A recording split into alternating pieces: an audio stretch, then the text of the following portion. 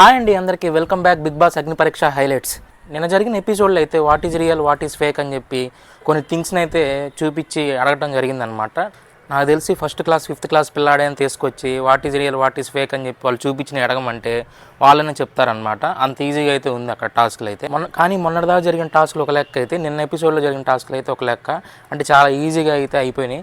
అందరూ అయితే కరెక్ట్ ఆన్సర్లు ఇచ్చారు ఆల్మోస్ట్ అయితే. నిన్న జరిగిన ఎపిసోడ్లో టాస్క్లు పక్కన పెడితే సృష్టి గారి మధ్య మన రామకృష్ణ గారి మధ్య డిస్కషన్ జరిగింది కదా. ఆ డిస్కషన్లో శాలిని గారి నేమ్ వచ్చింది కదా. అప్పుడు ఆ శాలిని గారు కొంచెం ఓవర్గా రియాక్ట్ అయ్యారనిపించింది. ఏం లేని దానికి కూడా కొంచెం ఓవర్గా మాట్లాడి ఓవర్గా అరిచేయడం జరిగింది. మధ్యలో నాకైతే రామకృష్ణ టార్గెట్ చేసినట్టు అనిపించింది వీళ్ళిద్దరు కలిసి అయితే.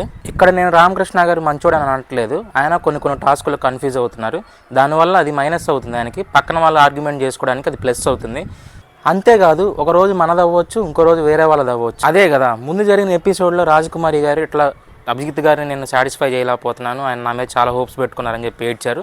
కానీ నిన్న జరిగిన ఎపిసోడ్లో ఆమె పర్ఫార్మర్ కింద గెలిచి ఆ బ్యాడ్జ్ అయితే అభిజిత్ గారి చేతుల మీద తీసుకోవడం జరిగింది. ఇదే అనమాట మన రోజు రావడం అంటే. ఇంకా ఎపిసోడ్ అయిపోయేసరికి ఎలానో ఎల్లో కార్డు ఒకరికి ఇచ్చి వాళ్ళని డేంజర్ జోన్లో వేయాలి కాబట్టి ఆ ఎల్లో కార్డు అయితే నిన్న ఎపిసోడ్లో అపూర్వ గారికి అయితే రావడం జరిగింది. ఇంకా మీరు కూడా నిన్న ఎపిసోడ్ చూసుంటే నేను ఏదైనా పాయింట్స్ మర్చిపోతే ఒకసారి మన కామెంట్ బాక్స్లో కామెంట్ చేయండి. అంతేకాదు లైక్ చేయండి, షేర్ చేయండి, సబ్స్క్రైబ్ చేయండి. మళ్ళీ నెక్స్ట్ వీడియోలో కలుద్దాం. బాయ్.